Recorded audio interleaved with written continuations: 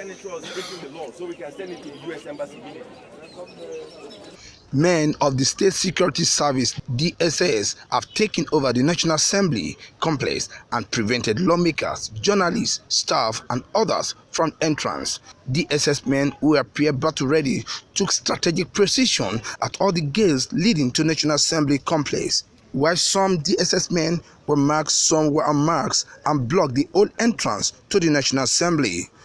It has come to our attention that our colleagues cannot go to work after we adjourned for our summer holidays.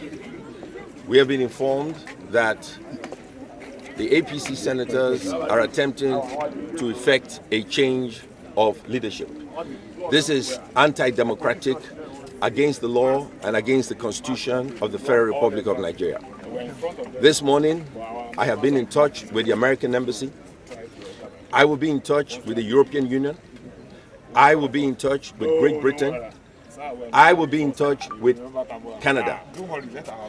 In my conversations with these embassies and these countries, I want to make it clear, we are going to ask these Western democracies to revoke the visas of Senator Akpabio and anybody leading this assault on this institution. What has happened is that we're trying to access our offices. The security men have been asked to block all the offices, and beyond that, some people are being allowed to go into the chambers through another route, and we won't take that. We were all elected to be senators, and this impunity cannot stand. This is our country. We are elected members of parliament, and this has never happened before. So, happening now with a government that says it's a government of change, we will see how this will shape out. However, due to some pressure from the lawmaker, some senators and House of Representatives members have been allowed to get into the chamber. From entry point of National Assembly, Abuja, Muyiwa Bamdele reporting.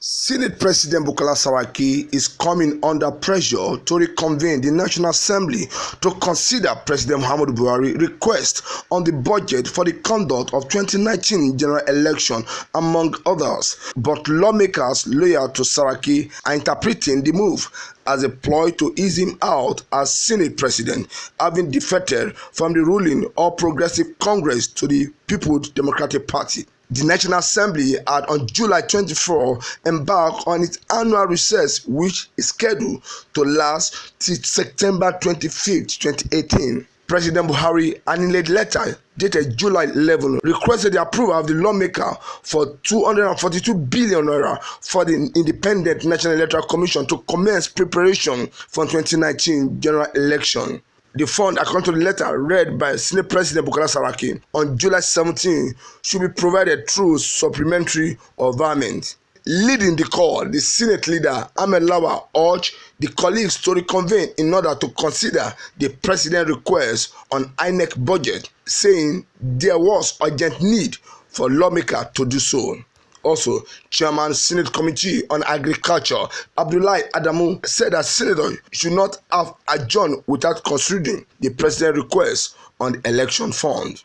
Meanwhile, the presidency over the weekend also appealed to the National Assembly to reconvene and consider the urgent matter pending before it, as they might affect the running of Nigeria and matters affecting Nigeria. Senior Special Advisor to the President on National Assembly matter, Senator Eta Inag, made the appeal at a news conference in Lagos.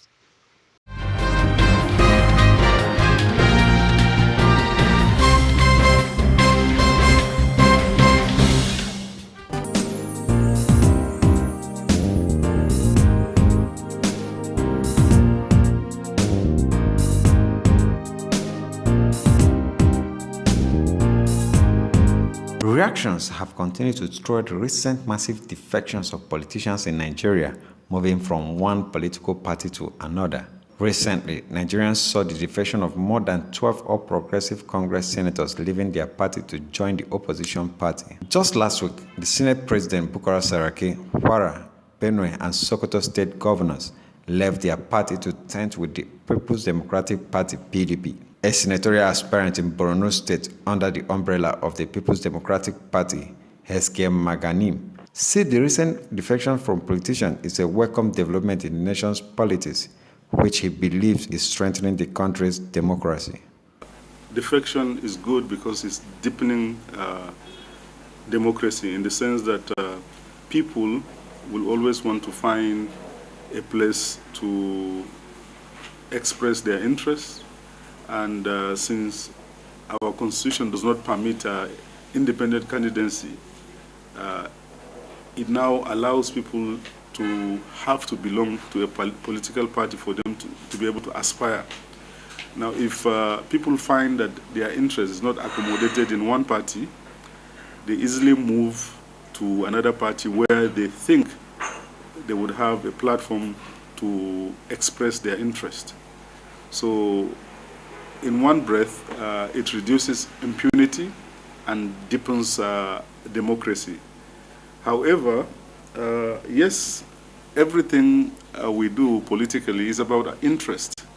So there are some personal interests that people have that cannot be achieved where they are presently at. So you will find out that people cross-carpet from one political party to the other, and it's common in politics. While reacting on the issue of the ruling party using the law enforcement agencies to intimidate the opposition party, Maganim said, you find out that the majority of the people, that their cases are hyped, that their cases are brought aggressively to the public domain, always happen to be people from the opposition party. So one will begin to believe, because it gives a perception that the ruling government is after the opposition. That is what people see, and by the time you begin to see a trend, you begin to see things happening one after the other, and it looks like that is what it is. Then people begin to draw conclusions. You will realize also that even people within the ruling party who want to defect, all of a sudden you begin to hear cases being brought against them. The issue in mind is that of Benue. We hear people talking about 20 billion naira accusation against him shortly after he defected to PDP. So when you hear and see this kind of stories in the media, and you begin to wonder that could it be? So that is why people think that truly the government may be using its power and apparatus of government to intimidate the opposition. When asked on the area he would effect changes in his senatorial district if elected into power come 2019, he said, we are going to bring in an all-inclusive governance which has been absent. We are going to deal with people with integrity and show them that people are the reason why we are in position. We are going to use the office to bring about the kind of development that is needed in the community. And we are going to tell them the truth, because people are under the impression that being a senator or a House of Rep member is like you have executive power. You should be able to tell them what you can attract, and you can only pursue and lobby for development to come to your own area. When you are lucky to be able to attract some earmarks in forms of constituency project to your location, you should be able to do a very good research to know what your people need and what will impact your people in terms of development. And all those funds that we are expecting to be able to attract for development of our people will judiciously be applied, and we will follow and monitor and perform our oversight functions to make sure that that is done. In Abuja, LM Chukwemeka reports.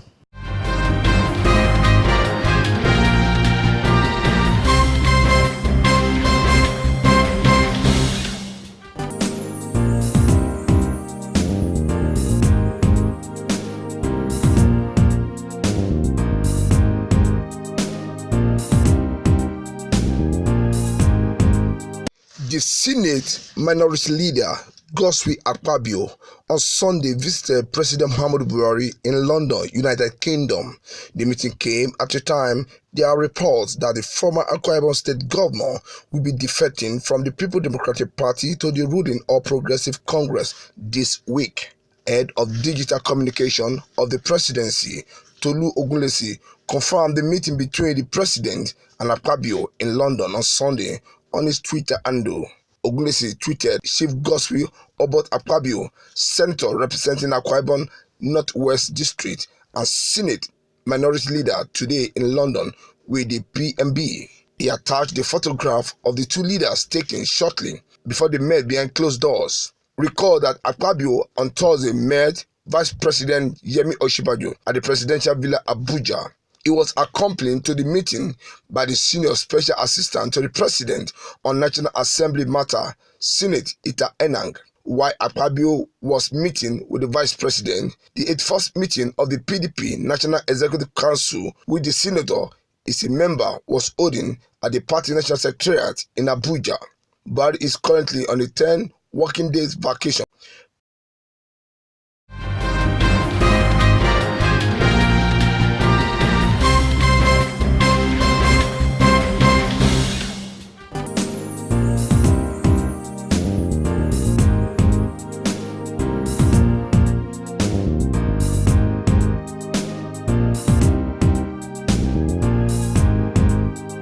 The Senior Special Assistant to the President on Foreign Affairs and Diaspora, Abike Dabiri-Erewa, says that 116 of Nigerian migrants trapped in Libya's slave camp will be repatriated home soon. Dabiri-Erewa said this in a statement by her media aide, Abdurrahman Balogun, in Abuja. She said that the federal government and the International Organization for Migration have located detention camps and offered to bring those willing back home. Nigerian mission in Tripoli, she said, had traced the migrant to Osama Detention Center, Zawiya, Libya. According to her, 116 Nigerian migrants have been processed online by the Nigerian Mission and International Organization for Migration for repatriation back to Nigeria. However, 24 of them insisted they must get to Europe. She said the federal government moved to rescue the detained migrant after their plea for assistance through a video clip from Libya on July 8. In the video, the stranded Nigerians who veiled their faces said their final destination was Europe, but was intercepted by the security agencies in Libya and locked up in dehumanizing condition. The migrants and in the video said they were being tortured to death daily under dehumanizing condition.